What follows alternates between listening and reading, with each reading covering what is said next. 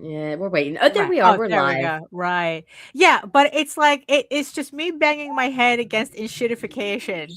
It's like I can't get in the website. I can't reset my password. And then it's like when I go on the telephone, I end up in phone tree hell where they keep telling me that my credentials are not recognized. And I go, yes, that's why I'm calling. Right. And then it's like, but they will not send me to a real person to fix Yeah. the issue. We're not having that issue. We're able with through State Farm. We've been in contact with our agent, but the issue is on the other guy's end right now. Right. There's confusion as to whether or not Junior's on the insurance, and so it's like, yay. But the thing is that shouldn't make a difference. Their parents are on the Well, no, insurance. because here's the deal. If the parents say he stole the car, because if he's not on the insurance, if they might let him go to jail versus pay. It depends on how these Oh parents are. shit! It's that type Yeah, of and so, family. yeah, so now we're waiting to Holy see what the moly! fuck happens. So it's like, yeah, okay, we but at least our car is drivable. It fucking Right, sucks that I can't use the back doors of the van right now. right. But Because probably crushed that in. dude has no car left, and it's like Right. whatevs. Well, yeah, he decided to turn his car into aluminum tissue paper because it's like he thought he was fucking Vin Diesel. He really did, dude. Look, cause let me tell you something. Had we not had that hitch or been in a smaller Right. vehicle, this dude would have probably more than likely killed at least 2 of my 4 kids. Maybe Jesus. all 4 of them, because that is the only thing that stopped him from coming in the back seat. Like Wow. literally, it pushed him up to where I think it would have flipped his car. But here's the deal. We were driving, moving forward. This wasn't a rear Yeah, end that at a he was. red Yeah, light or nothing like that. he We was were like going, moving. Yeah, yeah, yeah. we were going 45 miles per hour and Right, were and rear-ended unbelievably hard. yeah. Like it laid the seats back and like, yeah, it was Jesus wild. It was Christ. anyway. You want to go live? Like, oh wait, no wait. Well, we Good are morning, live. motherfuckers. Happy New Year. Yeah, I forgot for a second. Happy New Year. It is January 5th, 2026. And I don't even know what that fucking means, but yeah, there's that. Right. Yeah. It means that we're already 5 days in and failing miserably. Oh my God. All right, I'm hitting uh, it. what? I'm gonna hit it. Just give it a little tap, a little smack on the You back. ready? Absolutely not, but hit it.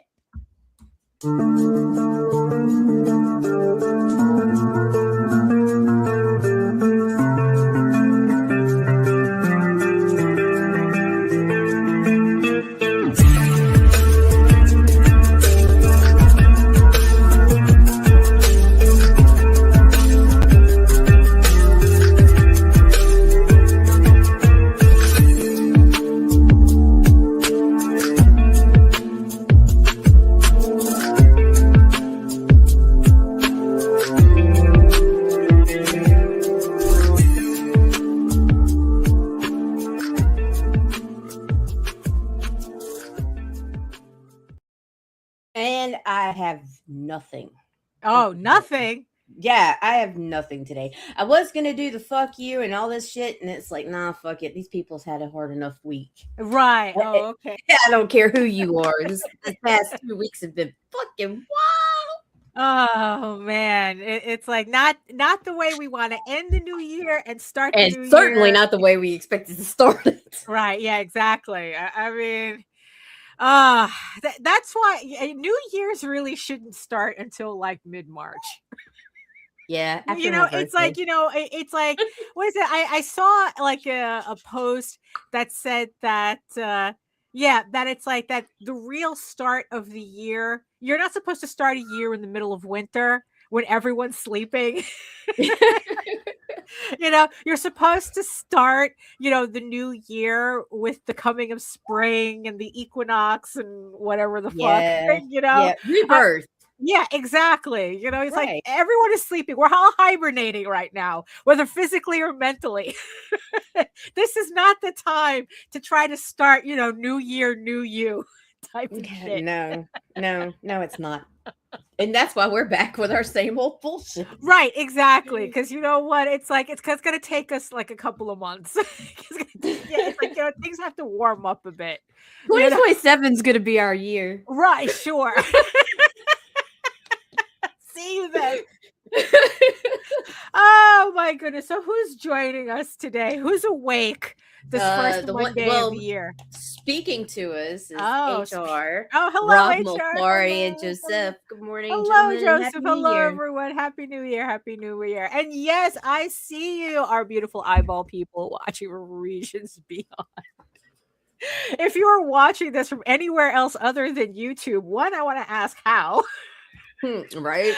And two, come on over to the channel, join the sexy people in the chat, keep them company. And while you're here, make sure you like, share, subscribe, and hit that notification bell so you get notified whenever any of our shows go live. Might as well get this started. So hello, everyone. My name is Daphne Lage, and I'm a cartoonist, illustrator, and comic book artist from New York. I have been self-publishing comics since 1992, and you know what that means. See, this business is filled to the brim with unrealistic motherfuckers. Very appropriate for today. I am the artist of the furry fantasy adventure Tall Tales. Are you awake over there? Should I be pushing? No, hold on. I got this. I got this. Tall Tales. And I am the creator of Eagle Raven, Heir of the First Unicorn, a medieval fantasy drama you can read online at eagleworks.com, EGOWORKS. And if you are following the series, the pre-launch page for issue 12 is available right now. The link is in the chat. I'm currently working at it. I'm working on issue 12. I'm very close to finishing it, but I don't have an exact date as to when I'm going to launch just yet.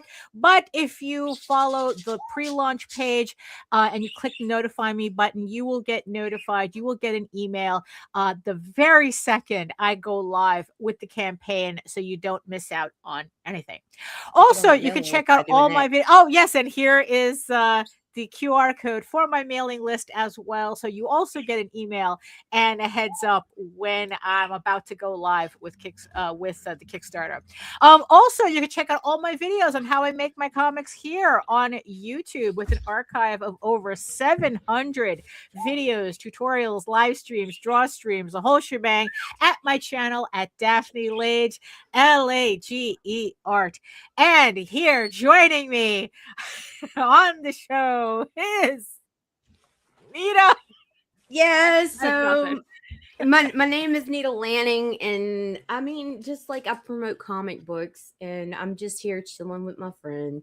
Right. Yeah, pretty much. Yeah, I'm done. I'm done with all the fancy professional level shit. Like professional? You were professional? Bitch. Oh my God. Yeah, no. But I'm done trying because because I think one of the biggest problems in this industry is like you titled it, is your fantasy self-sabotaging the real you. No, but some people's delusions are. So let's be real here. Yeah. All right. Yeah, I'm Nita. I'm e-thought on Facebook, and I post pornographic images, and I sling comic books. So yeah. In no particular order. No particular order. So how's the experiment in OnlyFans doing? I have not. Okay, so here's the deal. OnlyFans is I'm still waiting for approval because I didn't look like my identification enough. Oh my God. It's always something, right? Yeah. So which actually kind of impressed me with the site. Believe it or not, like they're making sure that my ass is of age. Right. It's annoying me because I am, but I was actually pleased to see security measures in place instead of just click here. Right. Yeah. Are you 18? Just type bitch, in your 5 years old watching butt cakes and shit. Yeah, exactly. Yeah. I mean, but also it's like considering that the environment that we're in, you know, it's like I'm pretty it's like they're friggin' what is like hedge fund shit. And I don't know who owns OnlyFans, but it's like right? They have the money to kind of like push back at MasterCard and all this bizarro legislation that's all of a sudden, it's like, I just find it funny how it's like you have legislation to protect the children written by people who are on the Epstein list. Oh, right. It's like, really? Really? This makes sense to you? So it's like, yeah, sure.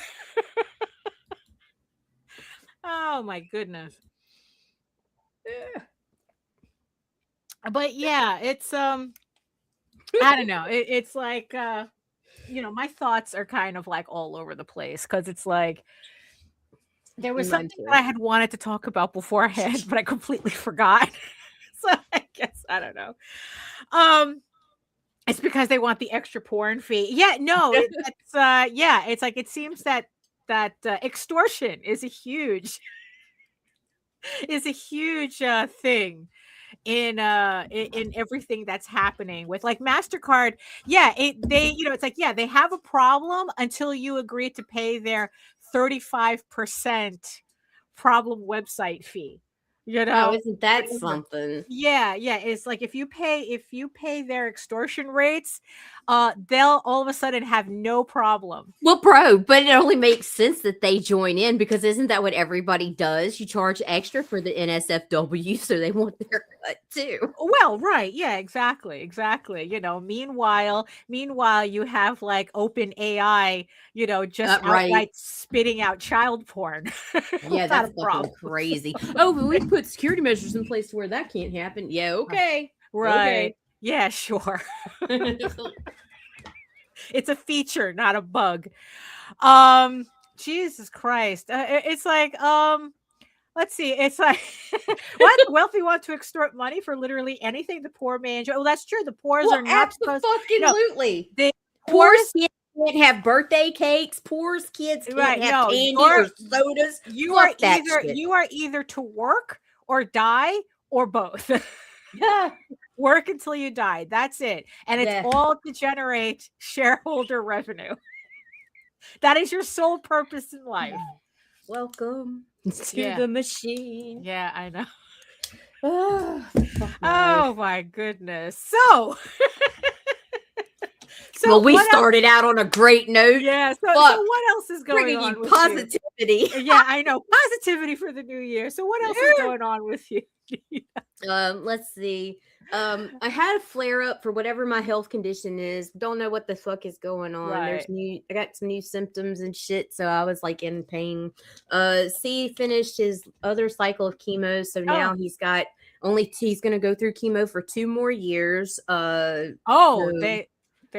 She decided to really attack him aggressively, or his not him personally, but his vasculitis. Like, and let's see, we got in a car accident, a pretty gnarly one. We got let's see what else. Like, if it could be bad, it's happened. Well, it has been a shit 2 weeks, and the only reason I'm still here is I have 4 kids because I have responsibilities. Right. Oh no. Like, and I just like,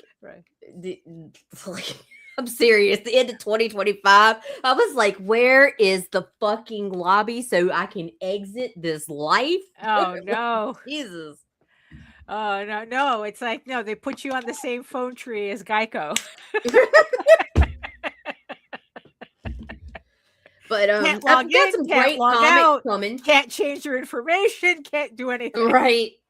Work-wise, I'm having a great time. Ethereal is doing really well again. We've got a bunch of new titles coming. Like, Tim's got some shit coming out pretty soon. I think it's Hell Her Way issue 4. It might be the next Ultimate Spec first. I can't remember. I get shit mixed up. Right. But I've got a lot of work incoming, and so that makes me happy because like that means I get to have food on my table. Oh, so, well, that would help. Yeah, that would.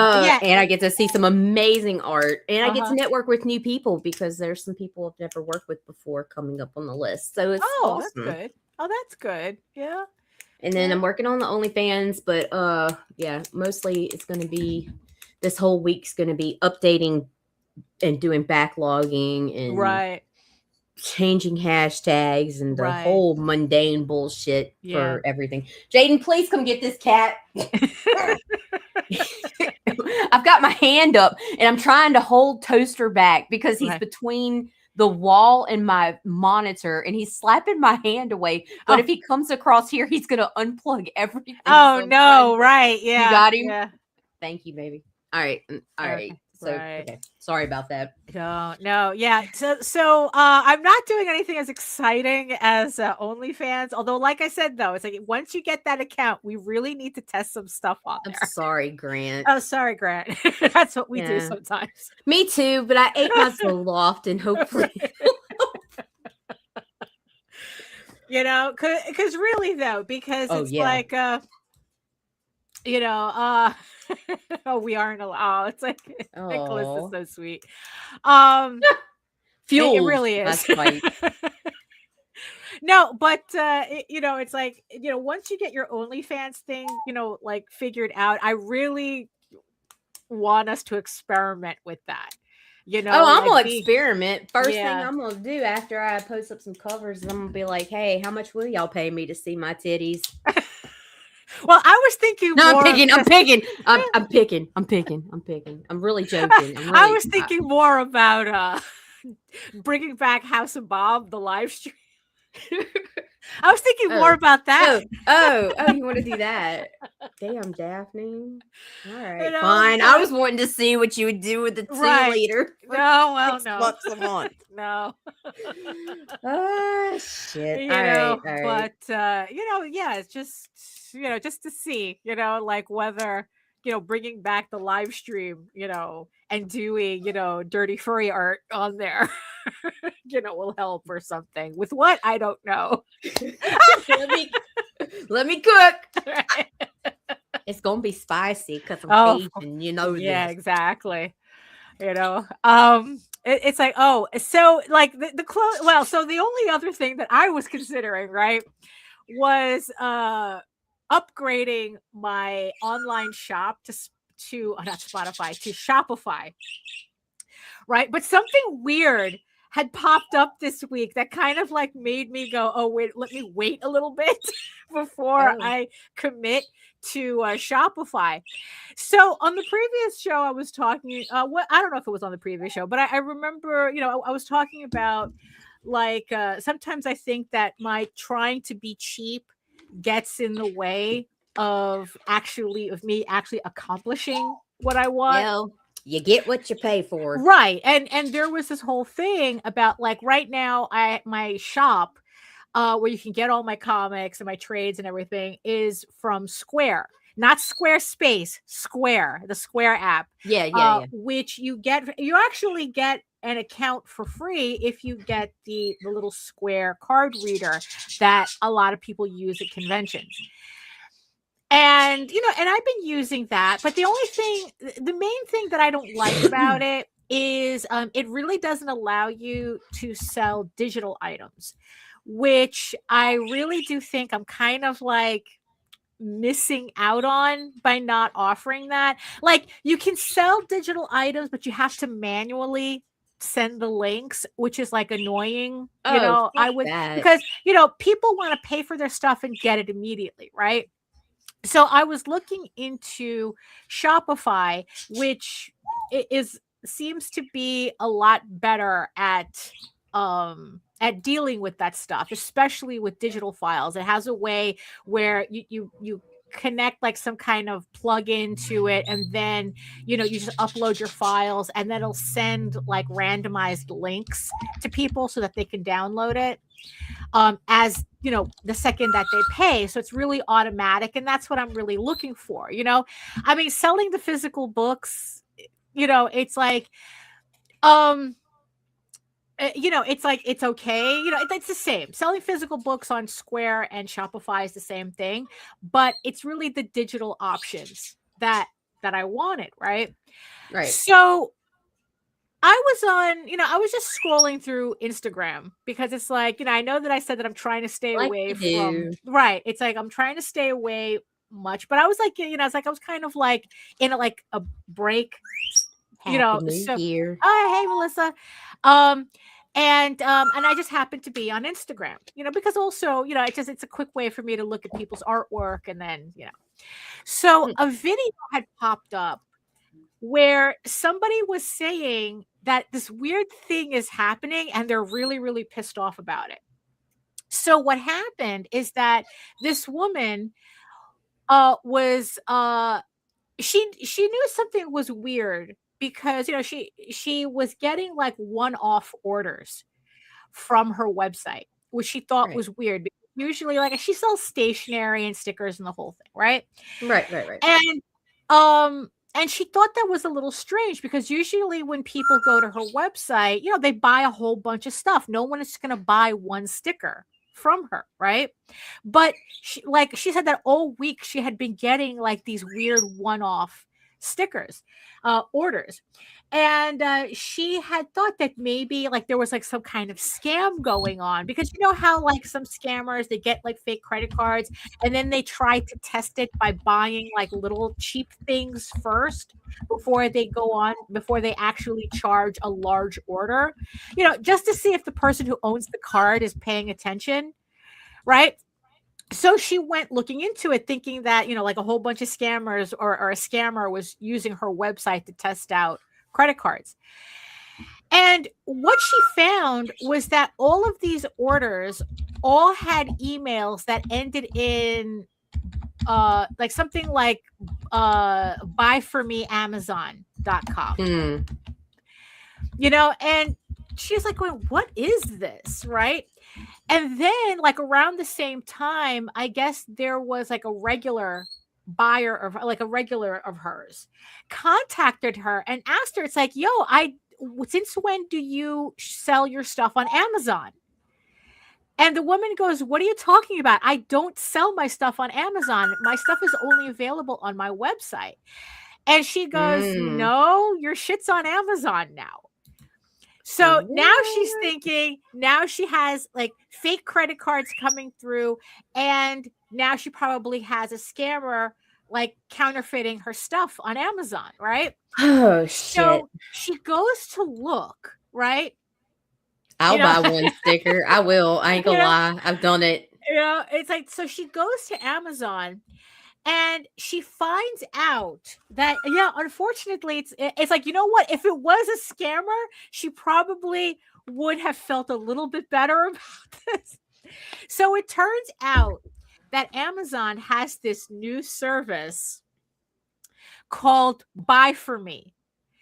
And what it does and what it is that they use AI to scrape people's websites and their stores and then duplicates them on Amazon so you don't have to go to their website to buy stuff. So her website was getting scraped and everything was being put on Amazon, but also because it's AI that's doing it, it was like creating its own images or putting in the wrong images or just like really fucking with her entries. So it was totally AI-ing it up. Right. So, So, so she was like going, what the fuck? It's like, I didn't opt into this, right? Amazon does not have my permission for this.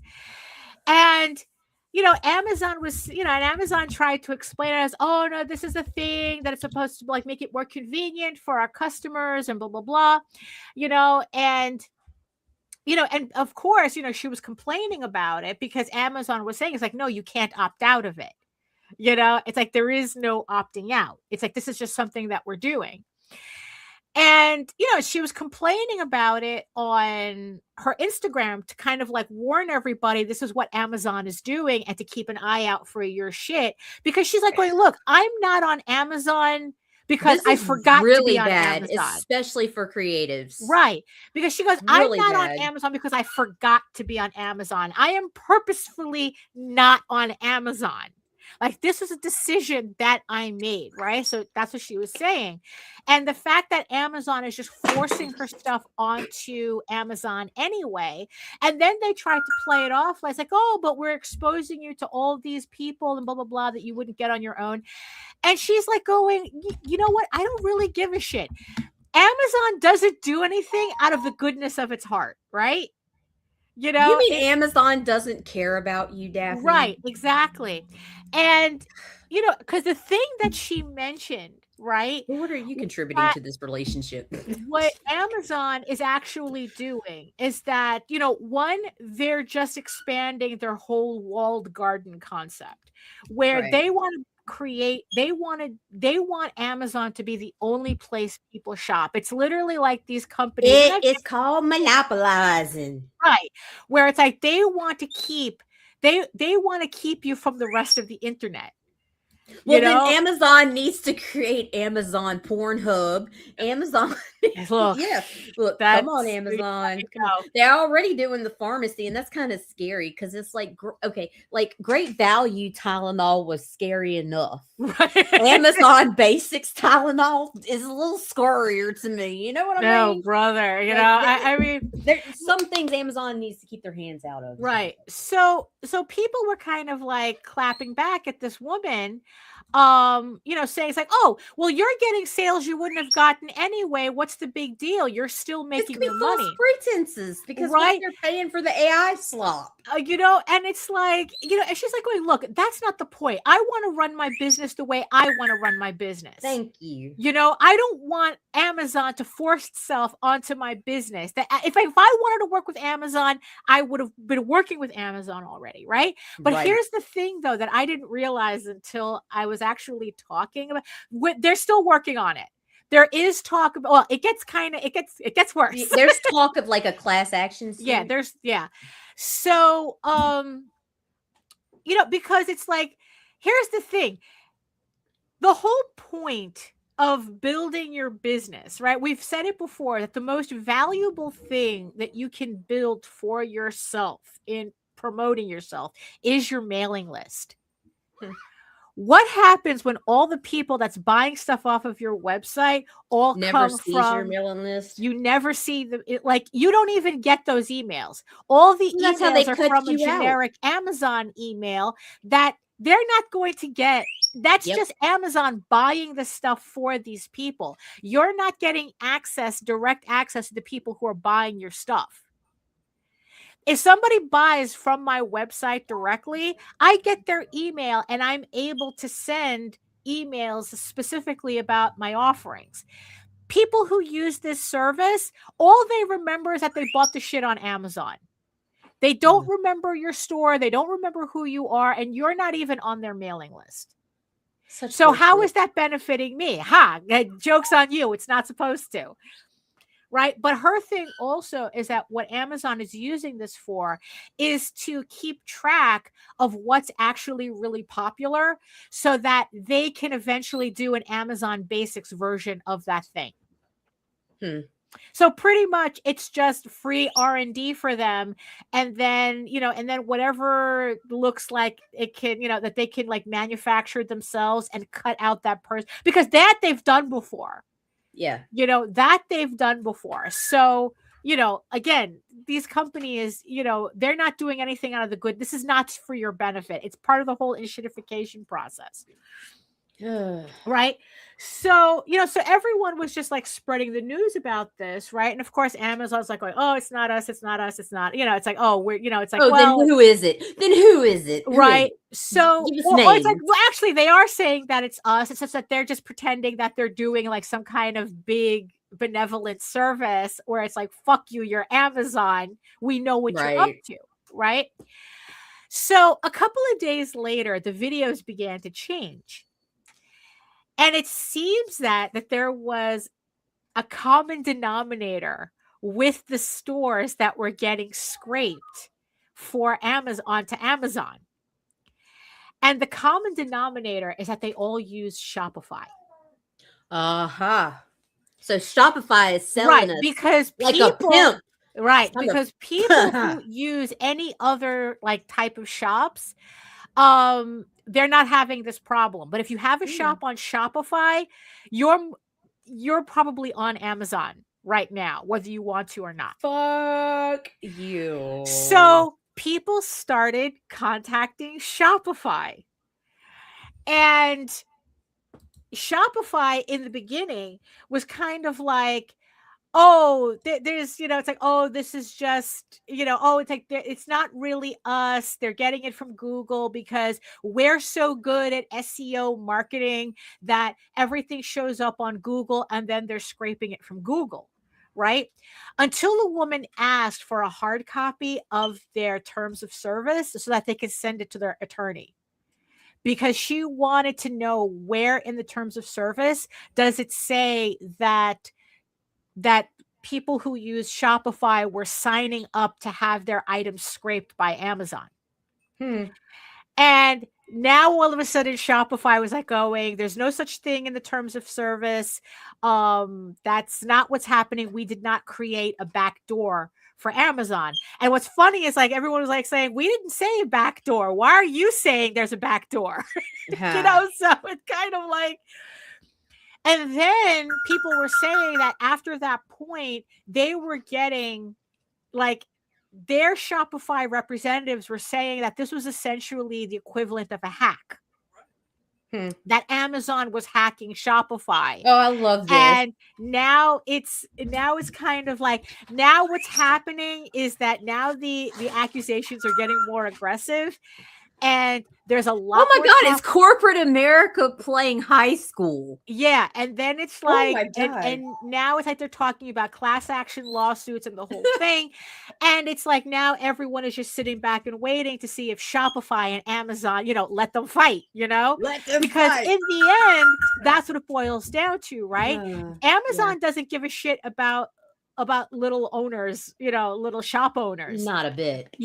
But they care about the multi-billion-dollar company that owns the shop platform, right? So we're probably, I don't know, like they're gonna merge, they're gonna buy them. So Shopify is probably like, honestly, I wouldn't be surprised. It's just exactly what'll happen, right? That Shopify and Amazon are going to get into it because now it's like everyone's like going, what the fuck? This is not what we said. Because here's the ironic thing about it. Shopify has a plugin that you can opt into to share your items with Amazon. So there's already something on Shopify where you can opt in to do that. But Amazon's taking your shit anyway. But not an opt-out. Yeah. Right, but there is no opt-out. So on Shopify, you have to opt in. But on Amazon, there is no opting out. So, and you're getting the same result anyway. What a shit. So, so I'm kind of like sitting back here going, it's like, maybe I should hold off on transferring everything to Shopify. Yeah, just yet until that Let's wait and out. see. Because honestly, it's the thing about the mailing list that bothers me the most. Yeah, because that's it's like ridiculous. The whole point of doing this is building a mailing list. There's no point in me let the sale go through Amazon, but make Amazon email you they're directed through Amazon. Right, because it seems that how it works. It's not the other way around. Somebody places an order on Amazon, and then Amazon places the order on your website. Right. So it's Amazon buying the items for you, and then you, it's like, and it's like I don't even know how that works. That they ship it or whatever. I don't know how that works. So, but the whole how does that work when most people who are on Spotify are shipping from their homes? Yeah, right. The Shopify, not Spotify's. I know. Whatever, fuck. Yeah, exactly. Whatever. I don't give a fuck. People, that's true. Shopify. Spotify sucks too. Nobody gets paid except the people who own the company. So, right. What is it that Snoop Dogg said that he had one of his that he has like billions of downloads, but he only made 30 grand or something. Jesus. I mean, something stupid like that. So yeah, they suck too. So it's like, so the whole point of that is like, you get the sale, but you don't get anything else.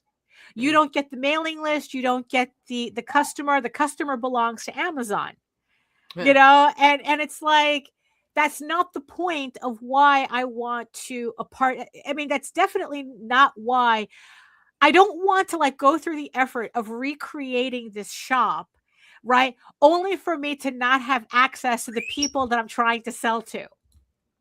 you know? So it's like, yeah, so it's like, you know what, let me hold off a bit and, you know, and then see how this whole thing settles before I spend that type of money. Because it's like $300 a year for Shopify for their basic, you know, thing. And it's like, you know what, I'm gonna wait. Yeah. Because I just thought that was just like too much going on right now. Yeah. You know? Let's wait for this to sort out. And then, because that was also the thing too, it was bad enough that I was like sitting there going, oh, I have to redo all the graphics and everything, you know, and then only to find out that it's like, oh, I'd be doing all that work for nothing. So, you know, so yeah, I'd rather wait. So. I feel like I'm taking crazy pills. For real. That's how it's just been feeling like, you know. You know, but yeah, so that's what, you know, I'm off on. But so so the thing that I really wanted to talk about, right? So of course, this whole thing about, you know, like, oh, it's the new year, new me type of thing, right? When really it's New year bullshit. Yeah, exactly. You know, I peeled my skin. Huh? Right. No, You know? And you know, and everybody does it on every, you know, for every little thing, you know. It's like, it's not, you don't have to be creative. It's just like, oh, I'm going to like work out and I'm gonna be buff in 3 months or whatever. And then by day 3, you're like eating Cheetos, watching Netflix, you know. I mean, Yeah. you know, know, I really don't need your judgment right now. well, oh, okay. No, really, I knew better. I did not. I am not a resolutions person. You know, I mean, it's like, yeah, and it's like, you know, and it's kind of like funny, but not in a haha kind of way, how it's like we put ourselves through that torture, you know, like it's like I'm gonna fail. I'm gonna fail anyway. I'm not gonna set myself up for it. Shit. You know. But you know, but the thing is though, it's like the other thing where I see where there's kind of like this whole similar attitude where it's like, oh, you know, it's like, I'm going to be right. Yeah, exactly. You know, you're getting swole in all the wrong ways. So the other thing that I usually see, you know, that's kind of similar to this, right, is, you know, seeing the amount of people that come into comics, you know, and you know, and it's like, and they talk about, like, you know, they talk about their books, they talk about how, you know, their business and all that. And then it's like the longer it goes, the more you realize that what you're really seeing is not a business model as much as a delusion. They're running on fumes. Woo! And you know, and it's kind of like, you know, like viewership drop with that comment, Daphne. You know, you hurt feelings. You hurt some feelings. No, you see, but the thing is, though, is that the more I hear it, right, the more it's like it really makes me think about. Now, mind you, I am not immune to propaganda. You know, oh no, absolutely, I am not immune to this because, you know, it's like here I am about to finish. You know, I'm very close to finishing Eager Raven issue 12, right? But the thing that's been bothering me for the past several months is that why is it taking me so long to do these comics, right? That I could have sworn I was able to do these faster. What happened? Why am I not able to like lock in, right? Well, because you're distracted. Well, but the thing is, though, is that I'm always distracted, right? Yeah, and but you're extra realizing is that I'm not comparing my issues now to anything real. Like the reason why it felt like I was putting out so many books so quickly was because they were done already. Like when I started publishing Eager Raven in 2021, I already had 5 issues inked out. All I was doing was just coloring and relettering them. Right. So I was able to put out these comics a lot faster, you know, than, you know, but and now you have more standards and you put out slower, is what you're saying? No, unfortunately, no, that's not really it.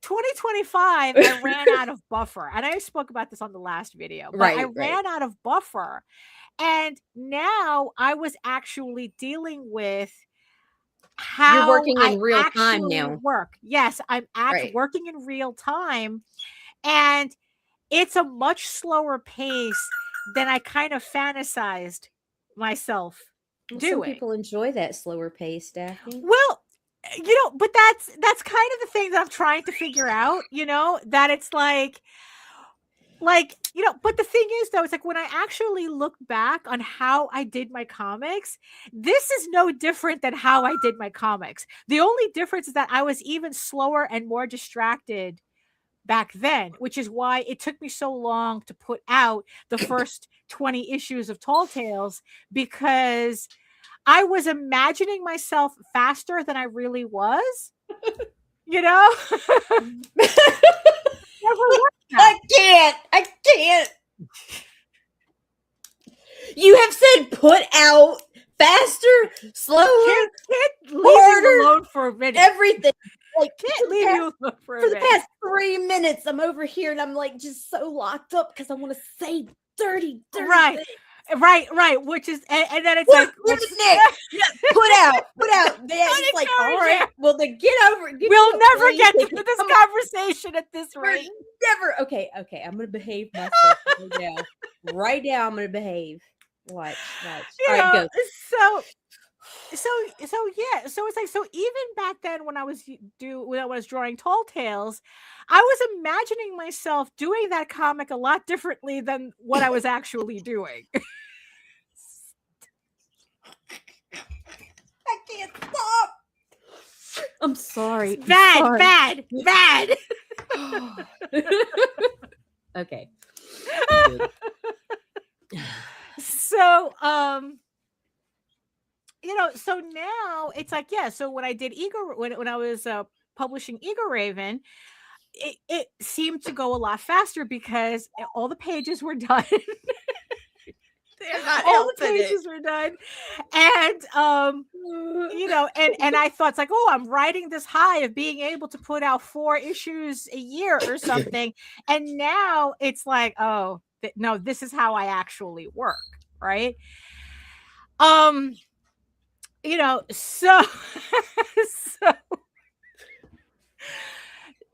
So I'm sitting here trying to figure out, it's like, okay, it's like, look, I really need to get this book finished. Why can't I just, just concentrate on this? Like, and yeah, and it's like, and I'm very, right. So it's like, I'm very prone to distractions, it's like, so. Well, that's because you need somebody to ground you. Wait, now you're being the perv. Right, yeah. Well, I'm trying to head you off the path there. Yeah, good luck. So what I did, right? So there's this thing, right, called Pomodoro, right? It's some kind of timing thing, right? Where you take like a little timer and you well, that's true too, Nick. I mean, it's like, and I think that part of it is because, I'm frustrating myself because I'm comparing myself to a version of me that doesn't exist, technically. Yeah, right, exactly. It's a little timer that looks like a tomato, right? And like what you do is you cycle through 20. That's what she always does.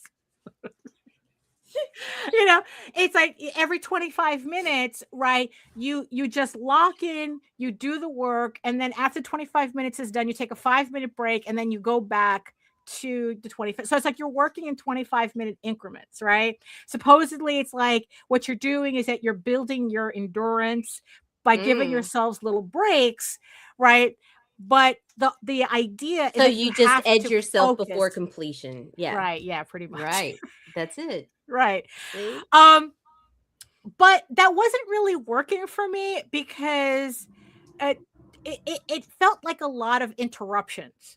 It does. Because then that 5 minutes turns to 10 minutes and then I'm gone for like 2.5 hours before. Because we have ADHD and we get distracted. I take the break and then it's like, oh shit. Right. And then or it's like vice versa. I'm too right. locked in and I don't take the break. Right. You know, although that's kind of more rare for me than the other thing. Yeah, the break parts are the hardest for me. I want to get back to it after a little stretch, but that's the thing though. With the break part, what's difficult about the break part is that I stay on the break longer than actually working. So what I did was like I took an old phone of mine and I decided to use it as a timer. It's like, you know what? I got to really figure out what's going on. You know, like how long does it really take for me to do a page? So Jose has this thing where he always says, no matter what happens, always spend an hour a day working on whatever it is you're working. Like he spends an hour writing. So optimally, at minimum, I should be spending an hour a day working, you know, just drawing something. But Right. it's kind of weird to say that when I'm home all fucking day.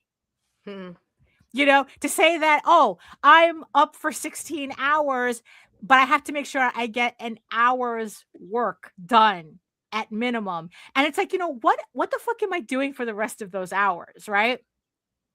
So I took this timer and I set it for an hour and I go, okay, what I'm going to do is I'm just going for this hour. I am just going to concentrate on inking and I'm just going to work on whatever it is I'm working on, whether it's a panel or whatever. And I'm just going to work straight for the hour. Right. And do you also schedule your work to match your creative circadian rhythms? Like 2 p.m. till 3:30 will always be garbage for creativity. Yeah, I've tried that. JD tells me I have a distracted cat moment. I get a task, I have to do it, and I avoid it and get my real work done. Yeah, you gotta match your circadian rhythm, or you're not gonna get shit done. Because, right. like, Well, for me, the thing my is, though, best working hours are 2 to 4 a.m. Right. Now, because my best, yeah, what are my best hours? I work better during the day. That's all I'm pretty much sure at. Like, especially in the morning. Like, yeah, because Daphne do like her sleep. You know, yeah, it's like, yeah, it's Daphne yeah, go to bed once at 9. it hits like around afternoon, that's when it's like I really start, you know, kind of falling apart. And then once Jose gets home, I'm just like, you're done. It's very difficult, you know, for me to like get any type of rhythm, right? And also the thing is too, I know a lot of us are like this, that if there's a big task that you're scheduled to do for a day, it's like the whole day I can't lock in. I can't, like, if I know I have to like take this show, for instance, right? That even though I try to work before the show, I can't really lock in because I know that I'm going to have to stop and do the show. Right. So it's like, okay, I probably won't be able to work until after the show, but I have to try to settle this thing with Geico first. So there's all these little distractions that kind of like that keeps like, oh, well, I can't lock in because I have to do this or this, that. That's because you're so good at dysfunction. You're executive at it. Right. You're an executive. Yes. Oh man, we are professional. You know, so I set this time. So for the past couple of days, I've been really setting this timer and really forcing myself to follow this timer. And what I found is I really, not only do I have to force myself to follow the timer, right? I have to equally force myself to keep catering to the rabbit holes my brain all of a sudden wants to push me down the second I start working. Yep. You know, like the most random garbage all of a sudden wants to pop into my head, right? Like, oh, we should really look that up on Wikipedia. Has nothing to do with what, you know, I'm doing. Right. But all of a sudden at that moment in that hour, I have to push through like so many of those intrusive. It's kind of like they're intrusive thoughts, but not like in the clinical sense. It's just like stupid shit, you know, stupid shit, intrusive thoughts, you know? Right. that I'm trying. And what I've noticed is that if I can get through ignoring it for like about 20 minutes, then my brain calms down and then I'm able to focus. Here's the catch though. The only time I don't have that problem is when I'm not in a familiar environment. So, because it's like when I was in Florida, it was very easy for me to lock in. You know, it's like I was just sitting in bed, not watching TV because my mom's watching all her Korean dramas on TV. So I want nothing to do with that. I have no social media on my phone. So it was very easy for me to work on pages. I was just sitting in bed, just drawing, and that was it. Right. When I was at the airport, like the second I sat down at the gate, I started working and didn't stop until they called to get on the airplane. And then once I was on the airplane and realized I had the entire road to myself, I just set it up like a studio and I was working from the moment the plane took off to the moment it landed. Oh, holy shit. Like I was locked in. Right. So it's like, okay, so obviously like distractions are a problem, but it's kind of like if I stay in the office, it's like I have to go through this fight of ignoring the distractions until I get over that hump, that mental hump, and then I'm able to go through the rest of the hour. Right? As opposed to imagining myself that you need a functionally blank device, like a surrounding of because there was a couple of things that I was thinking about that would probably a padded room and a computer. Yeah, I know. A padded room and a Huion. Hey, it's like, because it's like it's the reason why I like listening to lo-fi.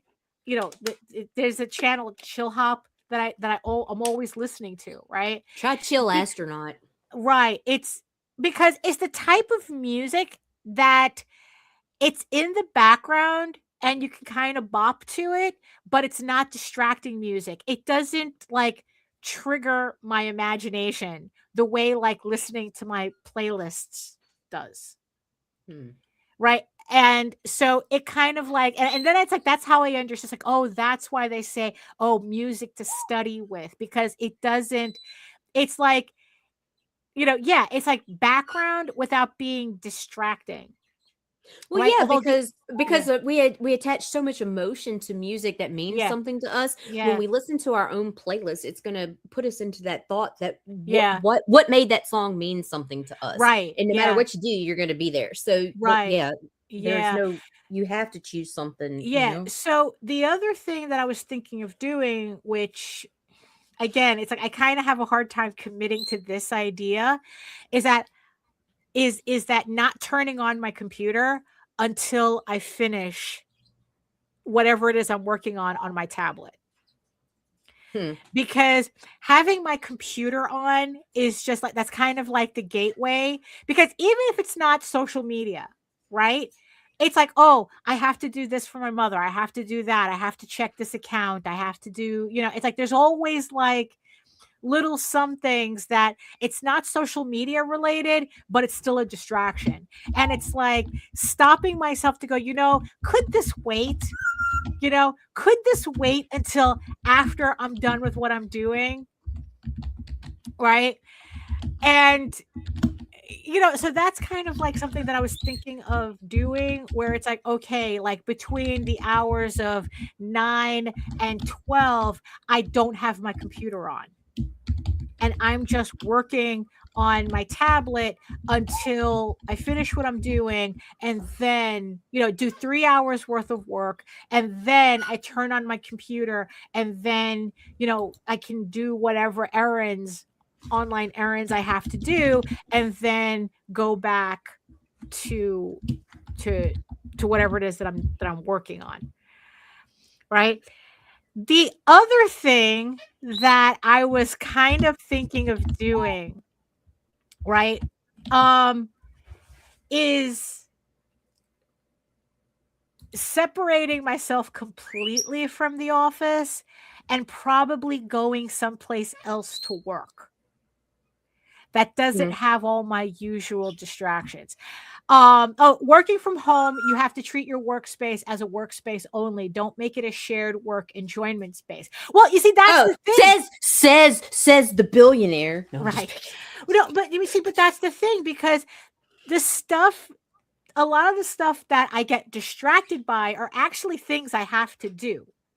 Oh, what? You know, like I said, it's like, so it's your tasks that are like overlap. It's like, okay. Right. Because it's like, and it's like, it's just kind of like, how do I organize these tasks? No, that's me.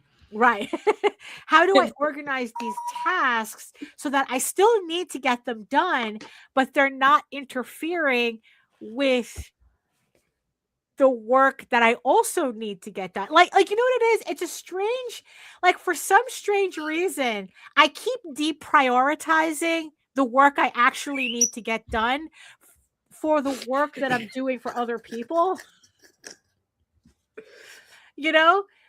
And it's like, instead of just asking, it's like, I could just do this later. Like it's not that I'm not going to get these tasks done. It's just that I need to do them later so I can work on my pages. So I can work on these. And, it's like, look, it's not like, so yeah, so it's kind of like more task organizing that I haven't, that it's like I kind of have this issue with, because again, it's like I'm working on this, like, oh, I should be able to do, to work on to finish a page in a day. Why can't I do that? But the thing is, though, it's been a while since I've been able to do that, and even then, it's like I wasn't really working as quickly as I imagined myself in the past, anyway. So, I don't know what I'm comparing myself to. Because what I had done about a month ago was I had updated. I went to get my library card. My library card had expired, and we have a library nearby, as I'm sure most people do. And I got my library card, and I checked out. Like, I just looked around the library, and they have like a computer lab downstairs where they have just it looks almost like a little cafe with the computers. And I was like, I see, that's the thing. It's like, I think that, I think by moving task to task, I think I'm keeping myself from being bored when all I'm doing is just, spinning those plates until they fly off, so, I was looking around the library, and I realized, she's like, what if I took some time and I spent a couple of hours just working in the library instead? Just going to the library and just sitting in a corner and just working, and then finishing whatever it is I'm going to finish, and then come home and do my tasks. What if I did that? It's kind of like the whole, like, working in coffee shops, why people work in coffee shops. And, and the funny thing is, like, there's kind of something to that, where it's like you're not in your environment. So you're less likely to be distracted, than if you were just like, oh, let me just put Netflix in a corner, and you're watching. Not me. Right. Not me. I am going to be all up in I am such a people watcher. I am so distracted by the presence of people, especially people I don't know. Right. Like, I will be like, all like I'll be all over the place. Right. The library, maybe. Coffee shop, not so much. Well, right. You see, because that's the thing too. Because coffee shops are usually very loud and busy, and and the thing is, though, it's like, and the clanking. Oh my god! Right. The clanking of the It's cups. like, and it's like, that's not a good environment for me. But a library, on the other hand, well, you see, Well, you see, the thing is, it's like I'm not looking at the library to actually take out books. That's the funny thing. I actually enjoy buying books, so the library is not really for that. I'm looking at it as like a space where this is a space where people are literally going to be left alone. You know, nobody goes to a library to socialize because that's not the environment. You know, that's not the environment, right? So I'm kind of thinking of that. I haven't tried it yet because also, unfortunately, because they feel it's more important to fund cops than libraries, the libraries, they don't really have all day hours. Although I don't know, maybe things will change a little bit now that we have a new mayor, but you know, so it's like the library kind of has different hours. Like they're not an all day. It's not like I could just show up at 9 and leave at 3 or something like that. Like I think on Wednesdays they open at 1. So I would still have to figure out how this would work for me. You know, so yeah, so it was just kind of like, you know, like had I have not like held on to this illusion, that's like, because I know for like the longest time I've been telling people, when people ask me, oh, how long does it take for you to do a comic, and I would just like say something bullshitty like, oh, it takes me 2 months. It never took me 2 months to do a comic. Why am I telling people it takes me 2 months? It's like when I've been noticing that it takes me actually about 3 to 4 months to do a comic, but it's not because I'm actually working all that time. You know, I mean, and that's kind of the thing that it's like, you know, if I had been more realistic with what I actually like, how I actually did, as opposed to like insisting that I'm that this fantasy version of me is what I actually like, I would have figured this out a lot earlier. You know,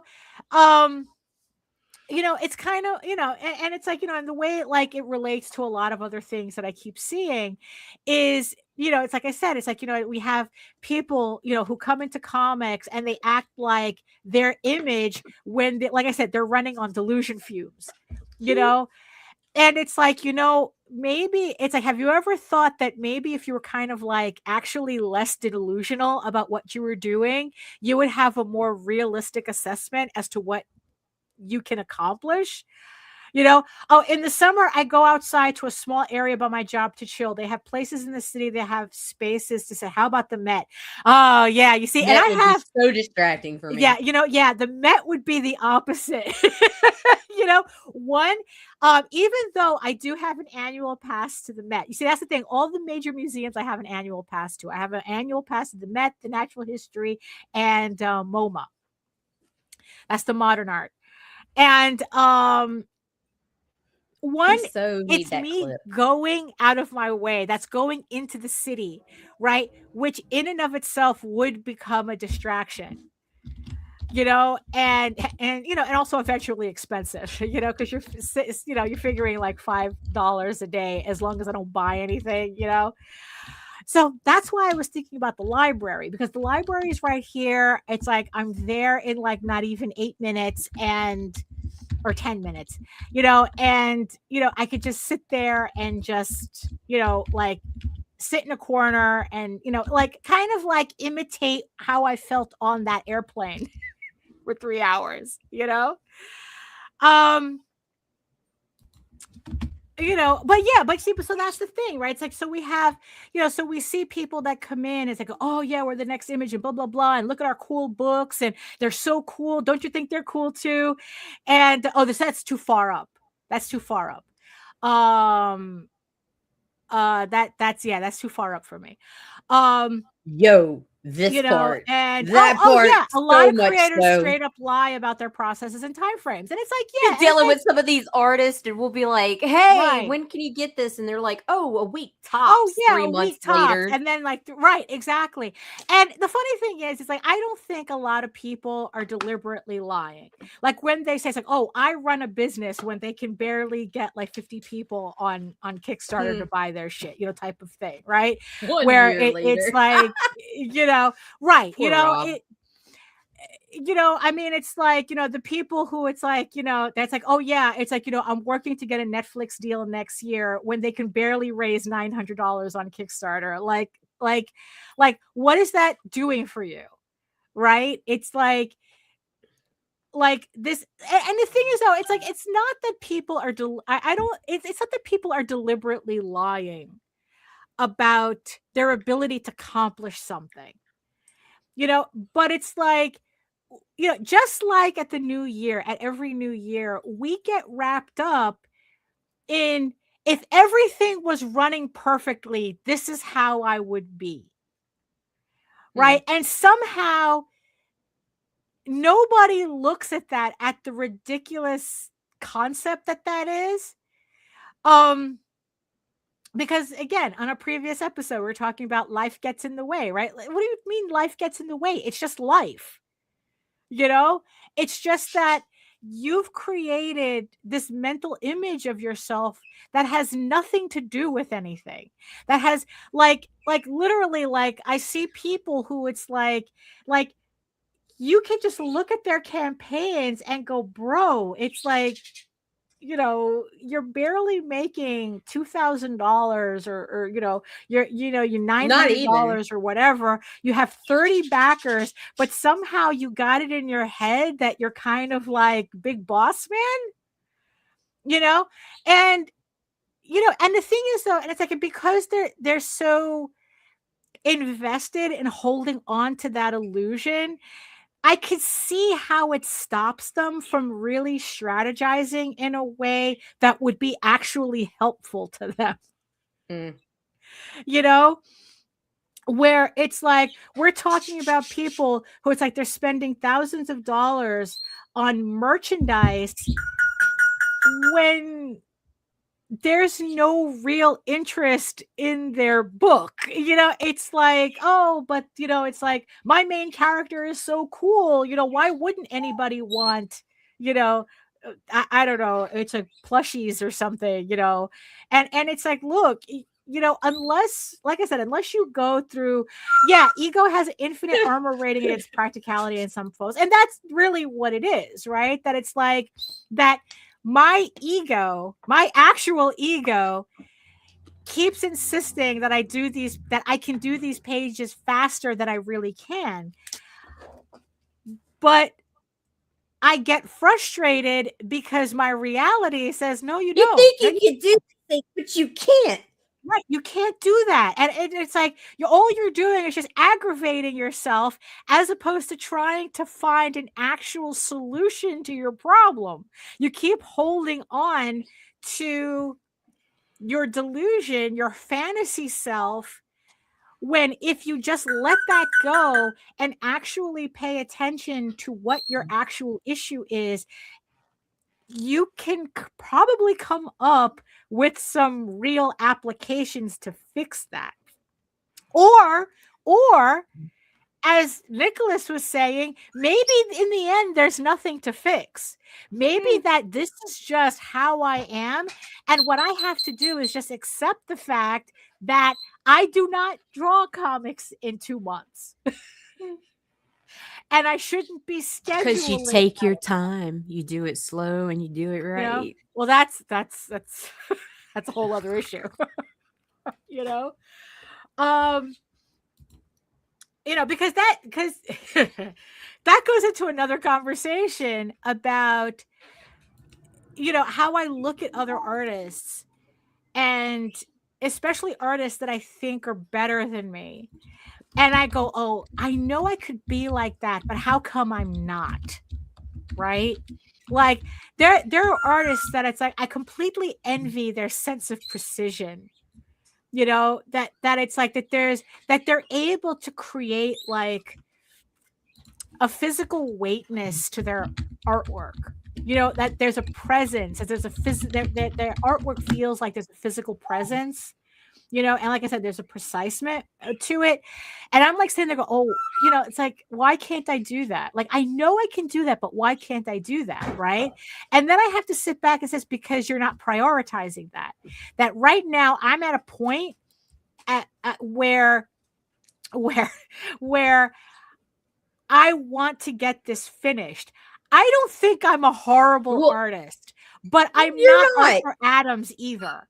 So, which he draws like that because he probably does take the time. He does slow down and take that time to put in that precision, to care about the work, a certain quality of work, right? But I've decided that it's more important for me to finish my work as it is than it is to kind of like, well, I could actually be a better artist if I just slow down and take more time. But that's not where my mindset is.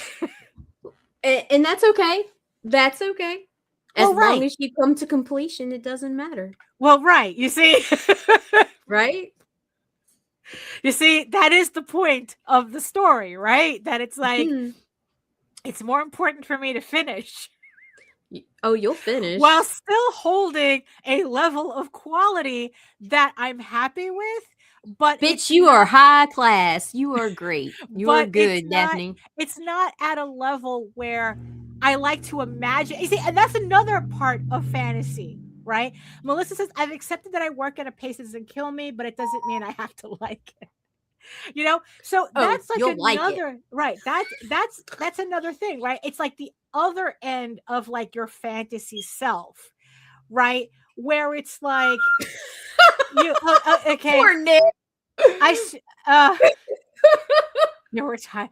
Yeah, no, but the thing is, that I've heard that story before. I've heard that story before. That there are people who look at time lapses and then they get upset that they don't draw that fast. I can see Nick trying to draw as fast as a time lapse video. Poor and Nick. It's like, but the thing is, there are people who actually talk about, like creating a fantasy version of you. I mean, so it's like really, it's like comparison is comparison is the somebody, Nick, I know you know this, right? Comparison is the something of joy. The thief of joy or some shit like joy. that. Right. Comparison is the thief of joy. Even when we know logically it's impossible. It's a time lapse. Logically, we know that's impossible. That's a camera trick. But somehow we get it stuck in our head. Well, why can't I draw that fast anyway? Because, and it's like, how much of that shit gets in the way? It's like, and then it's like, I'm looking at people like Arthur Adams and whatever. And it's like, oh, but it's like, why can't I draw like that? And it's like, because you don't want to.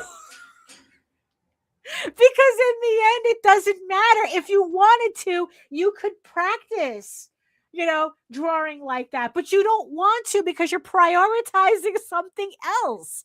And it's like, and it's okay what to feels do that. right to you. Right. And it's okay to do that. Like I said, it's like my stuff's not horrible. I like my work, but it's not Arthur Adams. But one has nothing to do with the other.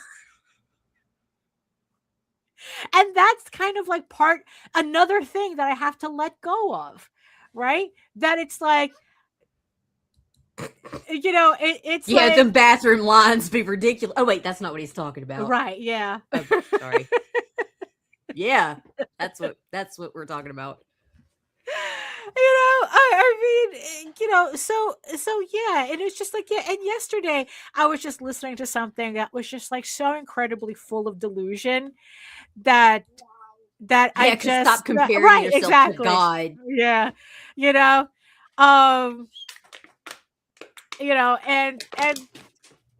and it was just like, holy shit, it's like these people are just like hammering into I'm not getting into any specifics, but these people were just hammering into their delusions about their books, that it was kind of like, I couldn't help but sit back, and it's like, what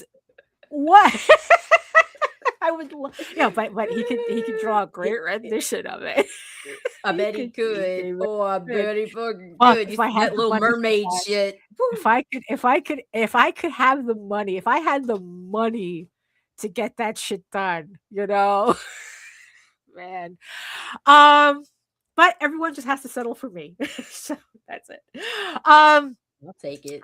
But you know, so it's like, yeah, so I was like listening to these guys like really go all in their delusion, you know, and it's like, yeah, they're marketing their books and trying to like garner excitement, but there was just like something like, I don't know, maybe I'm just so cynical that like that type of stuff where people says, oh, it's great, and it's like, oh, isn't it cool, and it's exciting, and blah blah blah. It's like that doesn't, you know what it is, I don't like marketing where they try to tell me how I should feel about their thing,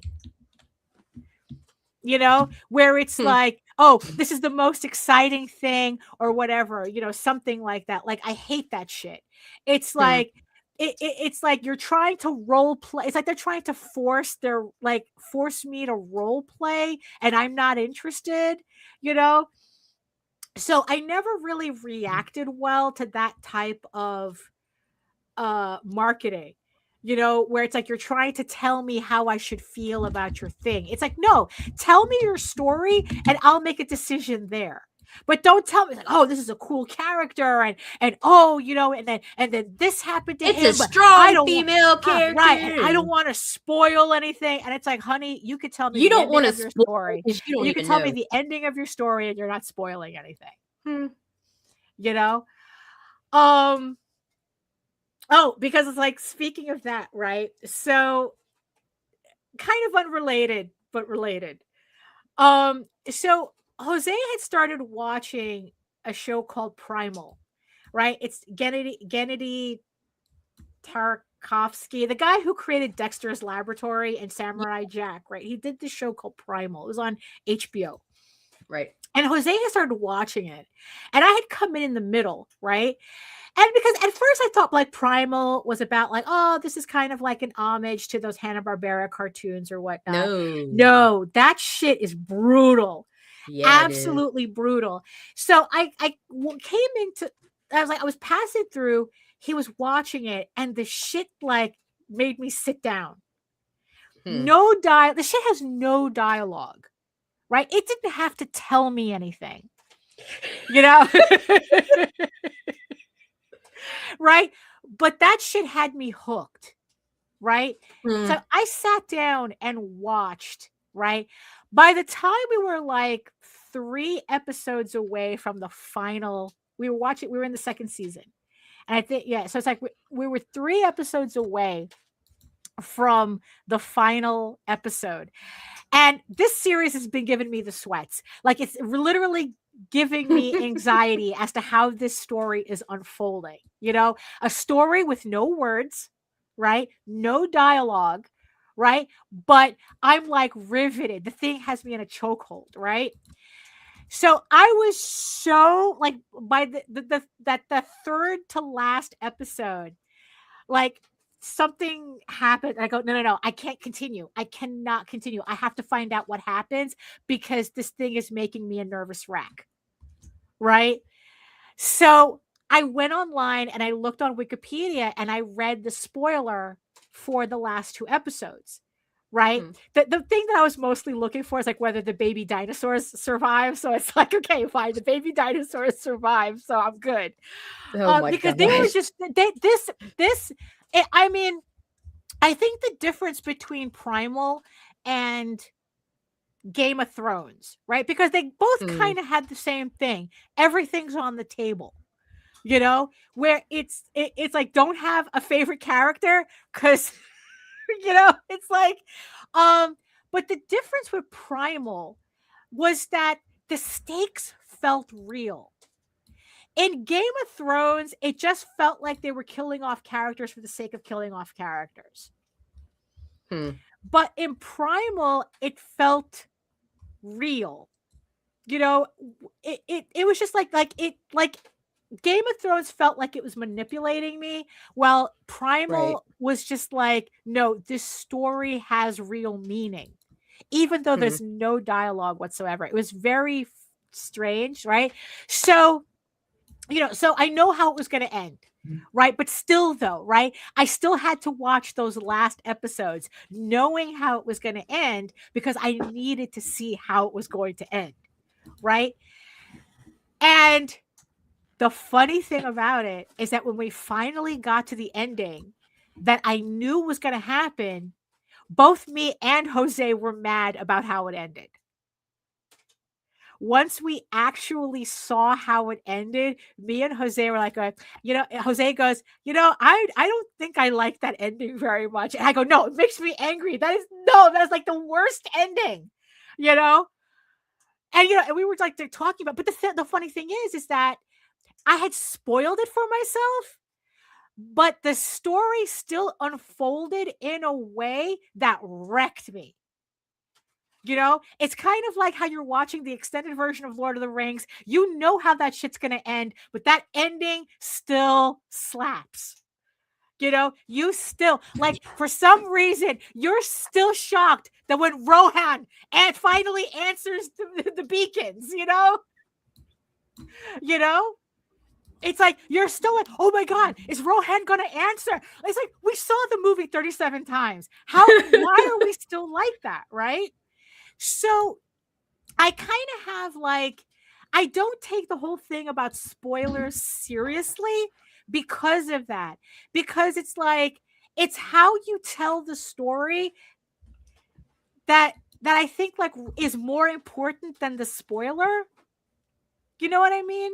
Right. So it's like, so when these guys are like, oh, my comic is cool and this and the other thing, and we've never done this before, and blah, blah, blah. You've never seen this before, but I don't want to spoil anything. But the thing is, though, is that up until that point, they've just been kind of rah-rah-rahing the most basic bitch story about a superhero team I have ever heard. So it's like, you know what? I don't think your spoiler is as big as you guys want to pretend that it is.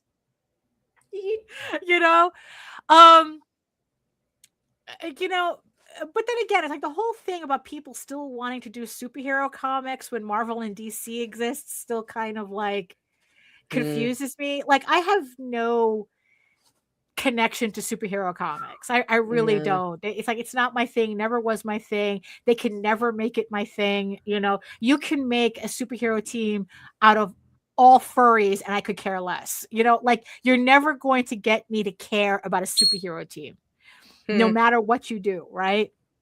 So I guess that's what makes it more annoying when they try to use that manipulative, oh, you're going to think this is cool. And this is like, no, I'm not. No, I'm not. So shut the fuck up. Right. Exactly.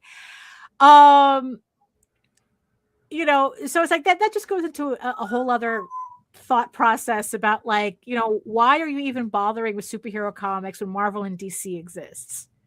Because it's like, honestly, I'm really convinced that when people say they're superhero fans, they're fans of the superhero genre, what they really mean is that they're fans of Marvel and DC. They're not really fans of some rando superhero X-Men wannabe team that some guy made up. I mean, I don't know, but that's just me, though. That's just me. But in the end, it's like my whole point, right, is that, they get wrapped up in, in this kind of rah-rah thing, because again, they're running on this fantasy version of themselves, right? They're the next image, they're this, they're that, or whatever. But they don't take the time that, they don't look at what's actually happening. You know what I mean? So it's so when things don't go their way, they don't know how to pivot because they're so wrapped up in their delusion that they're kind of flapping around, but, it's like, I don't know. So that's kind of the thing that I'm trying to avoid, with myself and honestly, and failing miserably at, it's like, look, I can talk about this because I understand how strong that pull the ego does to you, where the ego is telling you shit that has no basis in what, like you're looking at the reality of your situation, but your ego is like going, no, that has nothing to do with anything. And then all you're doing is just frustrating yourself, going, why can't I accomplish this? And it's like, well, it's because of the medicines you're on, then that's why. Oh, well. Or conversely, so that's what like I've been like thinking about, like when I'm trying to like time myself on my tablet, and it's like, okay, why is this difficult? Is this something that, what do I have to do to make it less difficult? What hump do I have to get over? Like I said, like there seems to be this 20 minutes where I start to work and it's like my brain does everything that it can to get me to stop. Right. And then I kind of wonder, it's like, well, how many other things have I tried doing, thinking that I couldn't do it, when really I just haven't figured out how to get over the hump of my brain trying to get me to do anything else, like, and that goes back to New Year's resolutions, right? It's like by day 3, everything's falling apart. But the thing is, I was like, is it really, or did we just plan incorrectly? Right. So that's kind of like what's been, on my mind these past couple of days, so I don't know. It's like, what's your final take on it? Meds? You overthink. Right. Yeah, I do. You overthink. Yeah, well, that's also I know. Too, right? I know.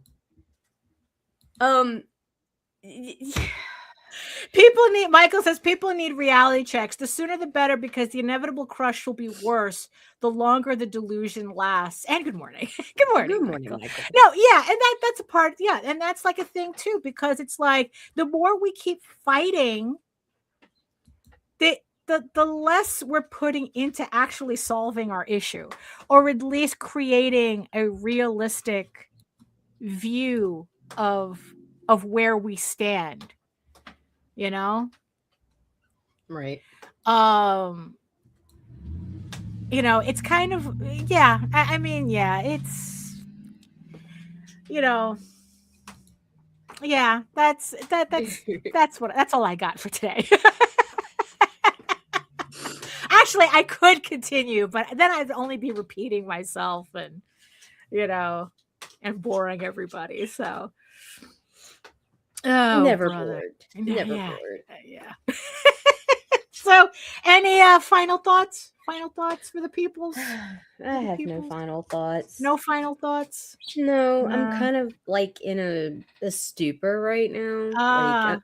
I'm coming out of it. Right. I'm coming out. The other side is there. The days will be getting longer and you will be back. But right now, I'm just kind of like in this weird headspace. Yeah. Like, and just trying to function and, I don't know, go through the motions. Right. Just kind of, just... seasonal depression disorder. What a joy. Yeah, it's fucking amazing. Oh my goodness. So I want to thank overthink, overcompare, let yourself be yourself, and so work like you need to. Everyone else can wank off. I know. It's the buildup that matters, Nick. Yeah. But sometimes there's too much buildup. Look, bitch, I said I was edging today. Because then that becomes a distraction in and of itself. If y'all want to get off to this, come back Monday. That's where I stand, and by then I'll have my OnlyFans. Right? Yeah. Like I said, I'm looking forward to experiment. Oh God. I bet you are. Yeah, sure. But see, here's the thing, Daphne. I'm willing to work at your pace. Oh, okay, that's good. And I'll make sure that you get completed. All right. Perfect. Woo, it's cold shower time. It's good we're on the same page. Although, albeit, we're reading different books. Whatever. So again, I would like to thank all the people in the chat who joined us today and apparently had a lot to say today. Wow, a lot of comments today. Thank you. Thank you so much. And I'd love to thank all of our beautiful eyeball people for having us in the background, yammering, in your ear while you're doing actual work. And we worry about your questionable sanity. Right. Like, or why? Maybe, why are you here? You're using us as a distraction from your work. There you go. Oh my goodness. So that's it for us. Thank you everybody for joining us. You could be listening to anybody else or to Spotify. But instead, you decide to spend your hour and a half, your valuable hour and a half with us. And we thank you for that. Although we also apologize. I apologize for this for last nothing. hour and a half. You asked for it. If you're here, you knew what you were coming for. And if you didn't, you're welcome. Yeah, you could have left at any time. Oh my gosh. Emotional damage. You need some help? So if you want to learn more about me, you can head on over to my main portfolio site at egoworks.com, EGOWORKS, where you can read Eagle Raven, Heir of the First Unicorn for free. Remember that Eagle Raven issue 12 is on Kickstarter on pre-launch right now. I'm still finishing it. I'm very close. So sign up, get notified when the campaign goes live. But if you prefer your fantasy to be more of a furry Lord of the Rings adventure, you can follow the link over to Tall Tales, TAILSonline.com. And you can read the archive there of over 1,000 pages of furry fantasy goodness. So that'll definitely keep you busy and distracted, and don't forget while you're there to sign up for my newsletter where you can keep up to date with all of my new art, sketchbooks, comics, Kickstarters, all that fun stuff. And you can scan the code and get a free PDF comics bundle just for joining. You get to enjoy Tall Tales, Eagle Raven, and the Oswald Chronicles for free. So you can either scan the QR code on the screen or just visit the website and sign up there. Thank you so much, everybody, for joining us. I should be back on Wednesday with a new draw stream, with the first draw stream of the year. So join me on Wednesday at 2 p.m. Eastern for 2 hours of me just drawing, working, and having whatever ridiculous conversations with the chat that we decide to have on that during that time. It's kind of like being at a convention, but you don't have to worry about blocking my table. So fun time had by all. So again, thank you for joining us. And in the words of the ancients, eat your food, moisturize, mind your business, and do the work. Because when you actually do the work, you never have to fake any of your accomplishments, despite of what your New Year's resolutions might be. So thank you so much for joining us, and we'll see you next time. Later. Well, then get your shit together. Get it all together and put it in a backpack. All your shit, so it's together. And if you gotta take it somewhere, take it somewhere, Take it to the shit store and sell it. Or put it in a shit museum. I don't care what you do. You just gotta get it together. Get your shit together.